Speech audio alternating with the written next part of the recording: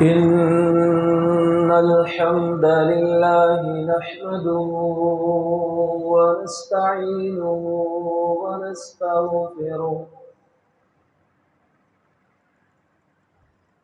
ونعوذ بالله من شرور أنفسنا ومن سيئات أعمالنا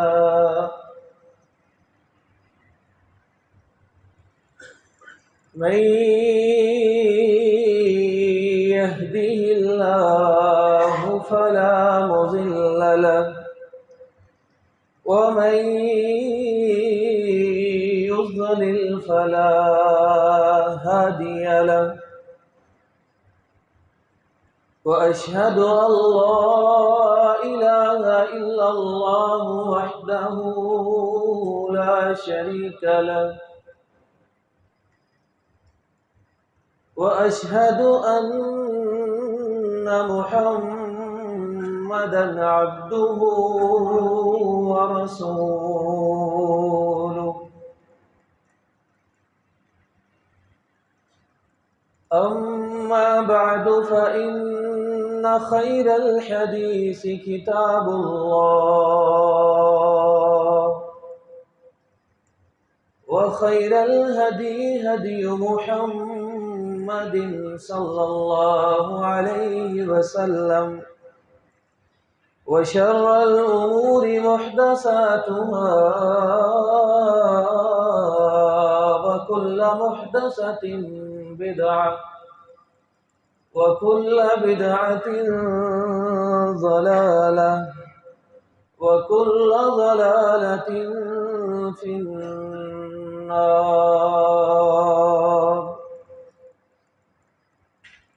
أعوذ بالله من الشيطان الرجيم.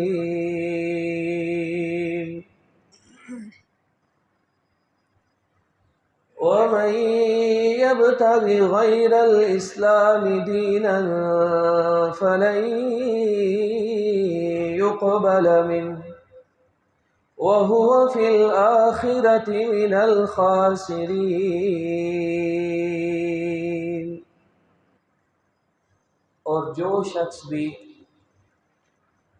اسلام کے علاوہ کوئی اور دین تلاش کرے گا اس کا کوئی عمل بھی قبول نہیں کیا جائے گا اور وہ آخرت میں ناکام اور نقصان اٹھانے والوں میں شمار ہوگا. محترم بھائیو، اللہ رب العالمین نے نبی اکرم صلی اللہ علیہ وسلم کی زندگی کے آخری دور میں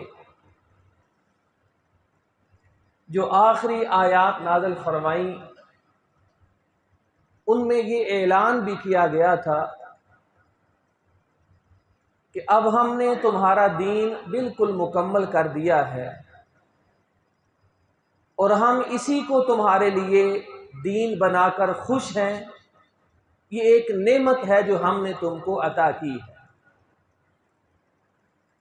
تو اب کوئی شخص بھی اگر یہ چاہتا ہے کہ میں اللہ کے ہاں کامیاب ہو سکوں اور میرا عمل اللہ قبول کرے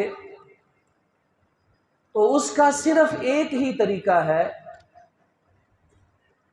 کہ ہمارا ہر عمل، ہماری ہر عبادت، ہمارا ہر طریقہ اور ہماری فکر اور سوچ اللہ کے کلام کے مطابق ہو اور رسول اللہ صلی اللہ علیہ وسلم کے فرمان اور سنت کے مطابق ادا کی جائے. کیونکہ اللہ رب العالمین نے اس آیت کریمہ میں صاف اعلان کر دیا ہے کہ دنیا کا کوئی شخص اسلام سے ہٹ کر اگر کسی چیز کو دین اور عبادت سمجھ کر ادا کرے گا فَلَن يُقْبَلَ مِنْهُ، اس کا کوئی عمل بھی اللہ قبول نہیں فرمائے گا. وہ دنیا میں جتنی بھی محنت کرتا رہے، دنیا میں جتنا مرضی وقت، مال اور مشقت اٹھا کر عبادتیں ادا کرتا رہے، اس کا حال کیا ہوگا کہ اللہ فرماتے ہیں دنیا کے اندر کچھ لوگ ایسے ہیں کہ وہ سمجھتے یہ ہیں کہ ہم نیکی کر رہے ہیں، حالانکہ ان کا ہر عمل برباد ہو رہا ہوتا ہے۔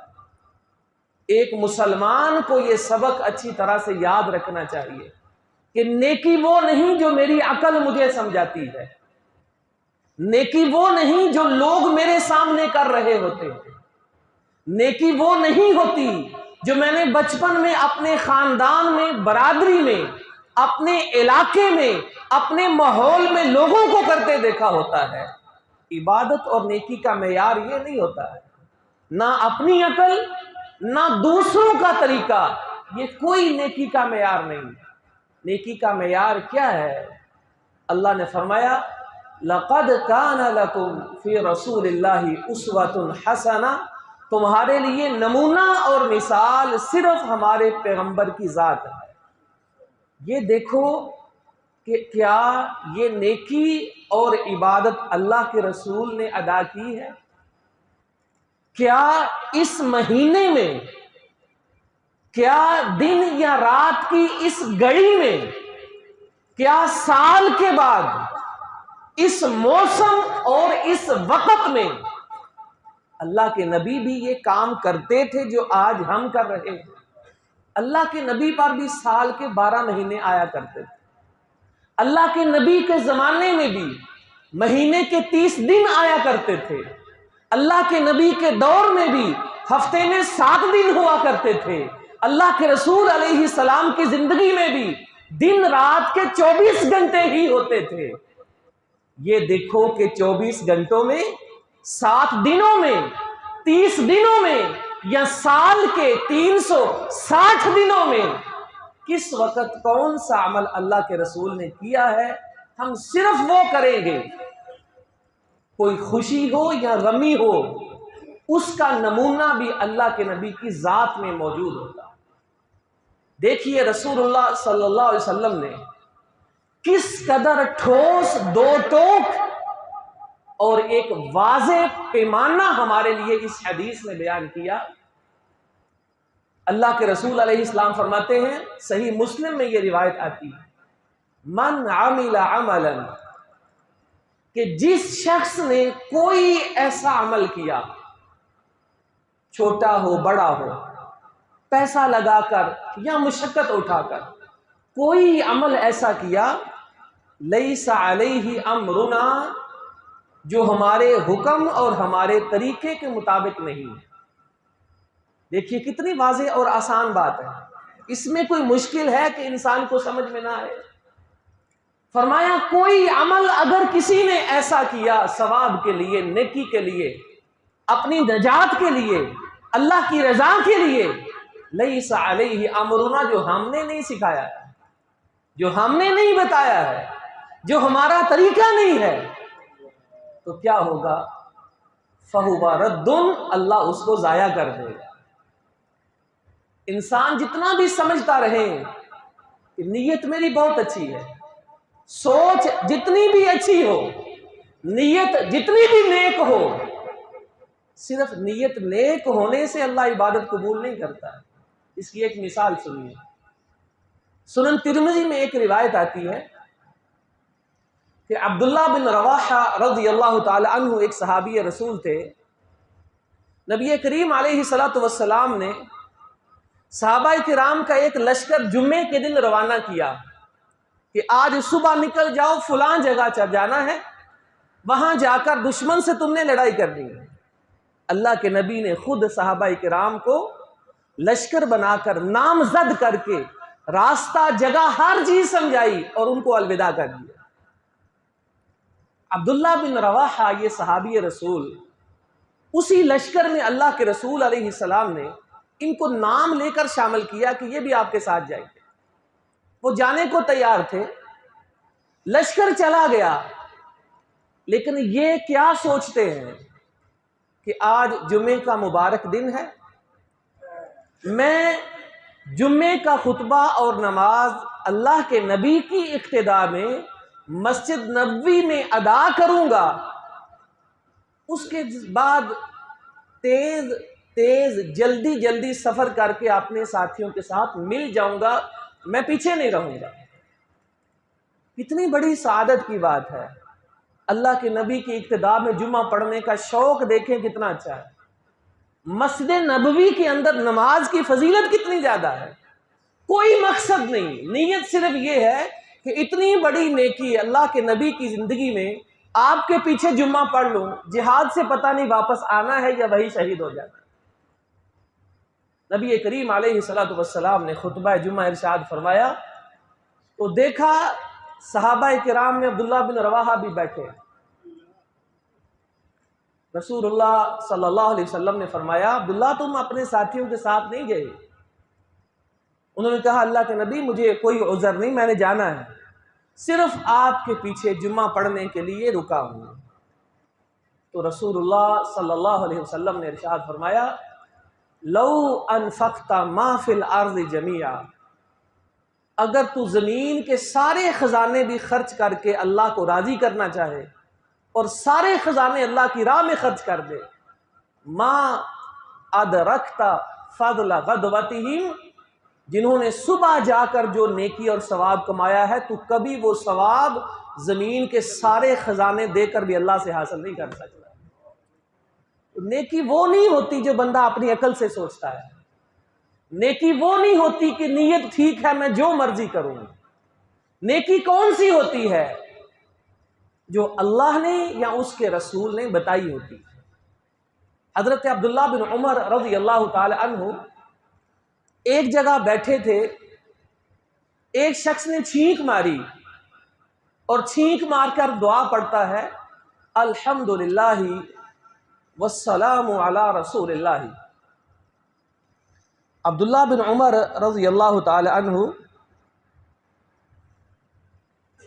اسے سن کر فرماتے ہیں کہ دیکھو تم نے چھینک مارنے کے بعد جو بات کی ہے الحمدللہ والسلام علی رسول اللہ، یہ میں بھی کہتا ہوں کہ تعریف اللہ کی اور درود اللہ کے رسول پر ہو، میں یہ کہتا ہوں اور بات ٹھیک ہے، ولیکن ہاکذا علمنا رسول اللہ ولیس ہاکذا علمنا رسول اللہ صلی اللہ علیہ وسلم، لیکن یاد رکھو چھینک مارنے کے بعد اللہ کے نبی نے یہ الفاظ پڑھنا ہمیں سکھائے نہیں۔ فرمایا بات تمہاری ٹھیک ہے، تعریفیں اللہ کی ہوتی ہیں اور درود رسول پر پڑھتے ہیں، لیکن چھینک مارنے کے بعد اللہ کے رسول نے ہمیں خود پر درود پڑھنے کی تعلیم نہیں دی، اس لیے چھینک کے بعد صرف الحمدللہ کہتے ہیں۔ یہ کون بتا رہا ہے؟ صحابی رسول بتا رہے ہیں۔ ان کی تربیت کس نے کی ہے؟ اللہ کے رسول نے کی ہے۔ اس سے معلوم کیا ہوتا ہے کہ دعا ہو، کوئی نیکی اور وظیفہ ہو تو یہ نہیں کہ بندہ جو جی میں آئے کرتا پھرے، بلکہ پابندی کرنا ہوتی ہے کہ میں نے کام صرف اتنا ہی، اسی قدر، اتنی مقدار میں کرنا ہے جتنا اللہ کے رسول نے ہم کو سکھایا ہے۔ آج ہماری مصیبت کیا ہے؟ ہر شخص اٹھتا ہے، دل کہتا ہے یہ بھی اچھا کام ہے، شروع کر دیتا ہے، دوسرا آتا ہے اس کو مزید بڑھا کر دیتا ہے، تیسرا آتا ہے اس کو مزید بڑھا کر دیتا ہے، اور یہ سارے سوچ کیا رہے ہوتے ہیں کہ یہ نیکی اور ثواب ہو رہا ہے۔ حضرت عبداللہ بن مسعود رضی اللہ تعالی عنہ صحابی رسول تھے، انہوں نے ایک دفعہ کوفہ کی مسجد میں دیکھا کچھ لوگ بیٹھے ہوئے ہیں، بیٹھ کر کیا کر رہے ہیں؟ مسجد کے اندر فجر کی نماز سے پہلے تہجد کے وقت انہوں نے دائرہ بنایا ہوا ہے، دائرے میں ایک ان کا سرکردہ لیڈر ہے، وہ اعلان کرتا ہے سارے مل کر کنکریوں کے اوپر 100 بار الحمدللہ پڑھو، اونچی آواز سے 100 بار الحمدللہ پڑھتے ہیں۔ پھر کہتا ہے سارے مل کر 100 بار اللہ اکبر پڑھو، سارے مسجد میں اونچی آواز سے 100 بار اللہ اکبر کہتے ہیں۔ پھر لا الہ الا اللہ کا ورد کرواتا ہے، پھر سبحان اللہ کا 100 بار ورد کرواتا ہے۔ حضرت عبداللہ بن مسعود نے دیکھا کہ یہ مسجد میں دائرہ بنا کر کنکریاں رکھ کر اونچی آواز سے ایسے ذکر کر رہے ہیں، تو آتے ہی پوچھتے ہیں کہ یہ کیا کر رہے ہو؟ ان کا جملہ اور ان کی نیت دیکھیے۔ وہ صحابی رسول کو جواب دیتے ہیں ما اردنا به الا الخیر، کہ ہم تو یہ نیکی سمجھ کر رہے ہیں۔ یہی لوگ آج کرتے ہیں۔ آپ کسی کو پوچھیں کہ فلاں دن کھانا کیوں بانٹتے ہیں؟ ثواب سمجھ کر بانٹتے ہیں۔ یہ فلاں دن آپ چراغاں کیوں کرتے ہیں؟ یہ ثواب سمجھ کر کرتے ہیں۔ یہ فلاں دن آپ بنگڑے ڈول بجاتے ہیں، یہ کیوں کرتے ہیں؟ یہ بھی اب ثواب سمجھ کر کیا جاتا ہے، کیونکہ ان لوگوں نے بنگڑا ڈالنا، ڈول بجانا، ناچنا، اس کو بھی ثواب بنا دیا ہے۔ بہت کم لوگ جانتے ہوں گے کہ ہمارے یہاں کئی ایسے گروہ موجود ہیں دیندار، کئی فرقے ایسے موجود ہیں جن کے ہاں قوالی سننا ثواب کا کام ہے، جن کے ہاں بنگڑا ڈالنا اور ناچنا یہ ثواب کا کام ہے، جن کے ہاں ڈول بجانا اور باجے بجانا یہ بھی نیکی کا کام ہے۔ جس کو پہلے لوگ نفرت سے دیکھتے تھے، کئی لوگوں نے اس کو بھی نیکی اور ثواب بنا کر دین میں داخل کر دیا۔ آپ لوگوں سے پوچھ لیں کہ آپ فلاں دن ایسا کام کرتے ہیں، مہینے بعد، سال بعد، عوام کیا سمجھتے ہیں کہ ہم ثواب کر نیکی کر رہے ہیں؟ یہی بات صحابی رسول عبداللہ بن مسعود رضی اللہ عنہ کو صحابہ کے دور کے کچھ لوگ، وہ سارے بڑے اچھے نیک تھے، کہتے ہیں کہ اے ابن مسعود ہم تو نیکی سمجھ کر رہے ہیں۔ تو دیکھیے صحابی رسول کا اگلا جملہ سنیے، جن کی تربیت اللہ کے رسول نے فرمائی تھی، ان کا جملہ ہمیں ساری زندگی یاد رکھنا چاہیے۔ انہوں نے آگے سے جواب دیا کم من مرید للخیر لم یصبہ، دنیا میں بڑے لوگ کئی کام نیکی سمجھ کر کرتے ہیں لیکن ان کو کوئی نیکی اور ثواب نہیں ملتا ہے۔ کیوں نہیں ملتا ہے؟ اس لیے نہیں ملتا ہے کہ وہ نیکی اور ثواب اللہ کے رسول نے بتائی یا کی نہیں ہوتی ہے۔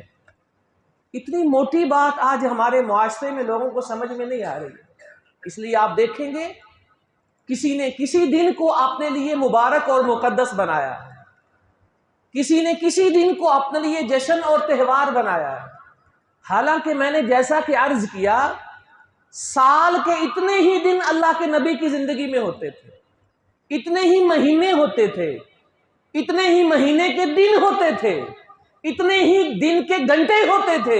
اللہ کے نبی کی زندگی میں ایسے ہی خوشی، ایسے ہی غمی آیا کرتی تھی۔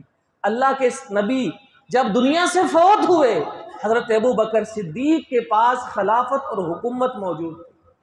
حضرت عمر فاروق کتنے سال مسلمانوں کے خلیفہ اور حکمران رہے۔ حضرت عثمان، حضرت علی، ان سے بڑھ کر کوئی اللہ کے نبی سے محبت کر سکتا ہے؟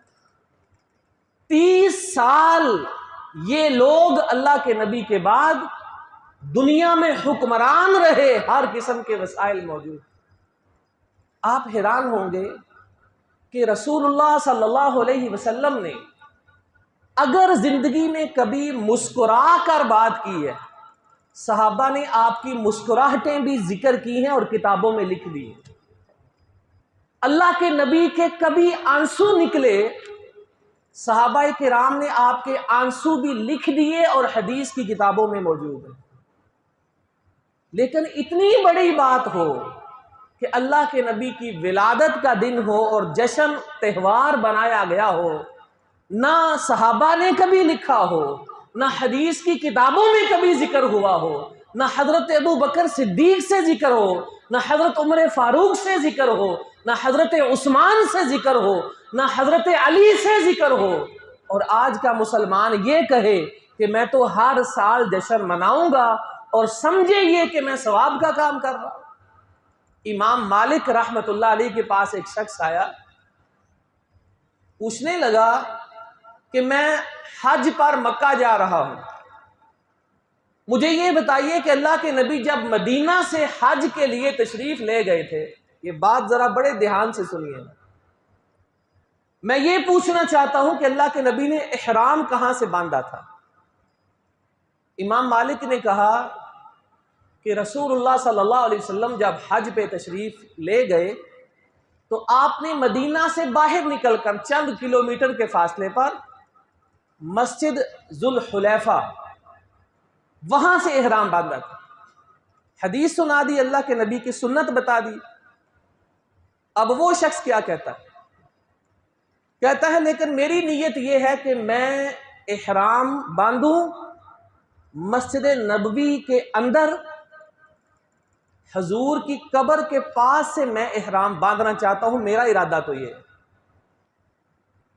امام مالک کہنے لگے باز آ جاؤ، کہیں اللہ تمہیں عذاب میں مبتلا نہ کر دے۔ وہ کہنے لگا میں چند کلومیٹر احرام زیادہ باندھنے کی بات کر رہا ہوں اور آپ کہتے ہیں کہ باز آ جاؤ۔ تو امام مالک رحمت اللہ علیہ نے فرمایا کہ دراصل تم سوچ یہ رہے ہو کہ میں وہ نیکی بھی کروں گا جو اللہ کے رسول نے نہیں کی۔ یہ سوچ کیا ہوتی ہے؟ مثلا وفات ہے، اس کے بعد 3 دن 10 دن بعد مہینے بعد یہ کام کرنا ہے، سوچ کیا ہوتی ہے؟ میں نے ثواب کا کام کرنا۔ بندہ پوچھے اللہ کے نبی کی زندگی میں آپ کی بیٹیاں فوت ہوئی، اللہ کے نبی کی زندگی میں بیوی فوت ہوئی، پیارے صحابہ کرام فوت ہوئے، اللہ کے نبی نے کسی کی وفات پر وہ کام کیے جو آپ کر رہے ہیں؟ سوچ یہ بنا لی ہے کہ میں نے وہ نیکی بھی کرنی ہے جو اللہ کے نبی نہیں کر سکے۔ اسی لیے امام مالک رحمت اللہ علیہ فرمایا کرتے تھے کہ جو بندہ دین میں نیا کام ثواب سمجھ کر نکالتا ہے، وہ یہ سمجھ رہا ہوتا کہ اللہ کے رسول نے نعوذ باللہ رسالت اور اللہ کا پیغام پہنچانے میں خیانت کی ہے۔ وہ کیوں سمجھ رہا ہوتا ہے؟ وہ سوچ یہ رہا ہوتا ہے کہ نیکی تو یہ بھی تھی، اللہ کے نبی نے نہیں بتائی لیکن میں ضرور کروں گا۔ اس لیے میرے بھائیوں، اول آخر اس بات کو ہمیں اپنا عقیدہ بنانا ہے، نیکی اور عبادت صرف وہ ہوتی ہے جو اللہ اور اس کے رسول بتاتے ہیں، اور عمل صرف وہ قبول ہوتا ہے جو رسول اللہ صلی اللہ علیہ وسلم کے طریقے اور فرمان کے مطابق ہوتا ہے۔ بذات خود عمل اچھا بھی ہو، نیت انسان کی ٹھیک بھی ہو، لیکن نبی علیہ السلام کا طریقہ نہ ہو، اللہ اس کو بھی ضائع ہی نہیں کرتے، ناراض ہوتے ہیں۔ ایک مرتبہ رسول اللہ صلی اللہ علیہ وسلم رمضان کے مہینے میں صحابہ کرام کے ساتھ مکہ جا رہے تھے۔ مکہ پر کافروں پر حملہ کرنا تھا، فتح مکہ کا سفر تھا۔ دوپہر کا وقت آپ کو بتایا گیا کہ سارے لوگوں نے روزہ رکھا ہے اور بڑی مشکل ہے، سفر بھی ہے اور گرمی اور دوپہر اور عرب کا صحرائی علاقہ۔ رسول اللہ صلی اللہ علیہ وسلم نے فرمایا پانی کا پیالہ لاؤ۔ سب کے سامنے آپ نے روزہ کھول دیا کہ سفر میں روزہ کھول سکتے ہیں۔ سارے صحابہ نے روزہ کھول دیا۔ ایک شخص آیا، کہنے لگا کہ ابھی تک کچھ لوگوں نے روزہ رکھا ہے، وہ کہتے ہیں کہ ہم پورا کر لیں گے۔ اب دیکھیے روزہ رکھنا کوئی گناہ ہے؟ رمضان کا روزہ تھا، جہاد کا سفر تھا، لیکن رسول اللہ صلی اللہ علیہ وسلم نے اونچی آواز سے اعلان کیا اولئک العصاۃ، اولئک العصاۃ، یہ میرے نافرمان ہیں، یہ میرے نافرمان ہیں۔ آپ ذرا تصور کیجئے کہ جو لوگ اللہ کے رسول علیہ الصلاۃ والسلام کی اتباع اور پیروی میں رمضان کا روزہ نہیں چھوڑتے وہ نافرمان ہیں۔ تو آج اگر کوئی ایسا کام کرے ثواب سمجھ کر جو اللہ کے رسول نے کیا نہیں ہے، وہ کتنے بڑے نافرمان ہیں۔ اللہ تعالیٰ سے دعا ہے کہ اللہ رب العالمین ہم سب کو دین کو کما حقہ سمجھنے کی توفیق عطا فرمائے۔ وآخر دعوانا ان الحمد للہ رب العالمین۔